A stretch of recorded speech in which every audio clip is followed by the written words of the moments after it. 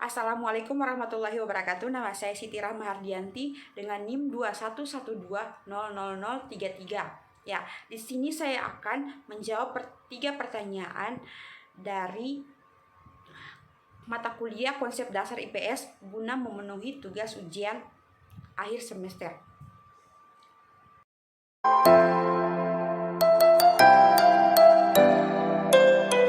Ya, soal nomor 1 mengenai gambar di samping, nama Emil Eudoro mencuat usai PSII menyebut siap menaturalisasi kiper Semprodia tersebut jika pelatih timnas Indonesia Shin Tae-yong berminat. Namun, sang ayah dengan tegas menolak anaknya itu memperkuat skuad Garuda.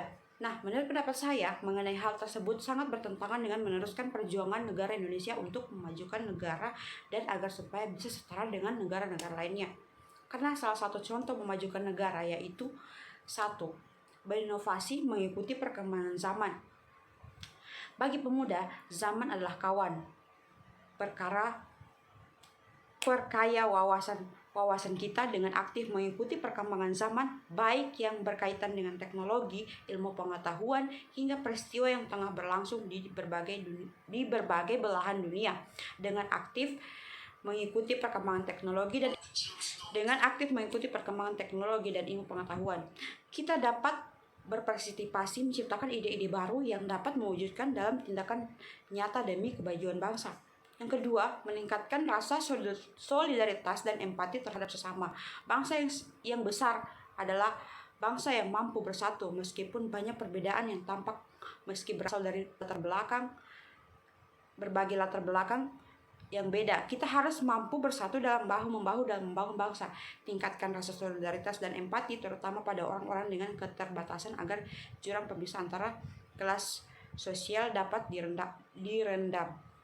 Ya, di sini kan Emil sudah berbakat dalam timnas untuk memajukan timnas Indonesia untuk agar supaya bisa setara dengan negara-negara yang lain yang punya timnas sepak bola yang maju.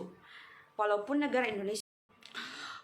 negara Indonesia sampai saat ini belum mencapai masuk ke Piala Dunia.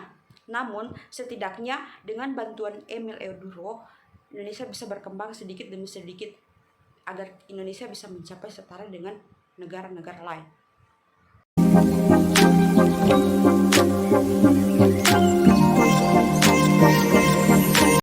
Iya, soal nomor 2, menurut pendapat saya, mengapa BLT tidak merata dilihat dari sudut pandang HAM?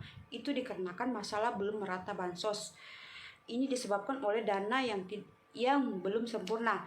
DTKS atau data terpadu kesejahteraan sosial harus disempurnakan melalui updating data lapangan yang harus dicermati dan disempurnakan.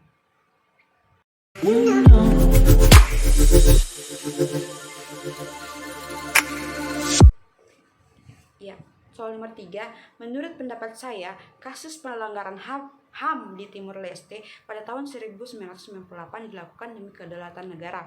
Saya rasa itu tidak sangat pantas karena setelah dilansir dari detik.com, kita ketahui bersama setelah ditelaah sejumlah dokumen dan fakta yang dapat dari KPP HAM, Komnas HAM, SCU, Panel Khusus, Pengadilan HAM, ad hoc, dan CAFR, hasilnya KKP Indonesia menemukan adanya pelanggaran HAM berat dalam kasus di Timur Leste itu.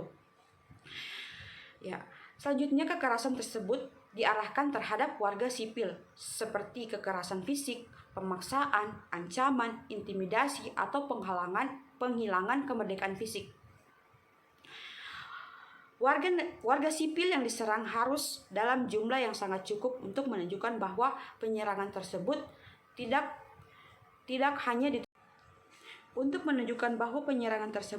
hanya ditujukan terhadap perorangan sipil dalam jumlah sedikit, terbatas, atau terpilih secara acak, namun sekelompok orang juga yang signifikan. KKP juga menemukan adanya laporan tentang tindakan sekelompok pro kemerdekaan seperti CNRT,